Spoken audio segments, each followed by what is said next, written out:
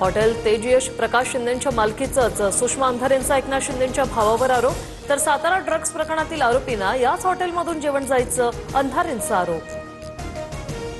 साताऱ्यातील 115 कोटींच्या ड्रग्ज प्रकरणी सुषमा अंधारेंचा एकनाथ शिंदेंकडे बोट। शिंदेंच्या पदामुळे ड्रग्ज रॅकेटच्या तपासावर परिणाम होऊ शकतो, सुषमा अंधारेंची शिंदेंच्या राजीनाम्याची मागणी।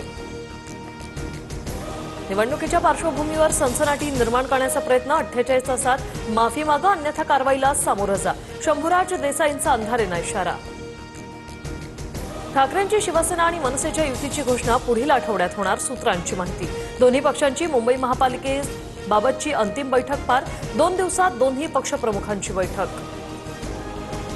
मुंबई महापालिकेसाठी महायुतीचं 150 जागांवर एकमत, तर उर्वरित 77 जागांवर चर्चा सुरू। या बैठकीनंतर भाजपचे मुंबई अध्यक्ष अमित साटम यांची माहिती। मुंबईतील जागावाटप 2017च्या सूत्रानुसार नको, शिंदेंच्या शिवसेनेचं मत असल्याची सूत्रांची माहिती। बंडखोरी झालेल्या ठिकाणी भाजपनं दावा केल्याचीही माहिती। पुणे महापालिका निवडणुकीसाठी भाजप आणि शिवसेनेत वाटाघाटी, शिंदेंच्या शिवसेनेकडून पुणे मनपात 60 जागांचा प्रस्ताव, 40 ठिकाणी नगरसेवक निवडून येण्याचा शिवसेनेला विश्वास। सांगलीच्या ईश्वरपूरमध्ये शाळकरी मुलीवर दोघांकडून आळीपाळीने अत्याचार, पीडितेला विवस्त्र सोडून आरोपींचं पलायन, सराईत गुन्हेगारांसह दोघांना तात्काळ अटक।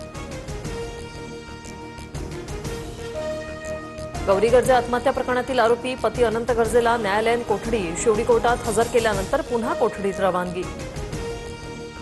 मनरेगाचं नाव आणि स्वरूप बदलणारं विधेयक लोकसभेत मंजूर, विरोधी खासदारांच्या गोंधळात दरम्यान विधेयक पारित। मंत्री शिवराजसिंह चौहान यांच्या अंगावर कागद फेकत विरोधकांकडून निषेध। बिहारचे मुख्यमंत्री नितीश कुमार यांची सुरक्षा वाढवली, हिजाब प्रकरणानंतर धमक्या आल्यानं सुरक्षेत वाढ। एका सत्कारावेळी नितीश कुमारांनी मुस्लिम महिलेचा हिजाब खेचला होता।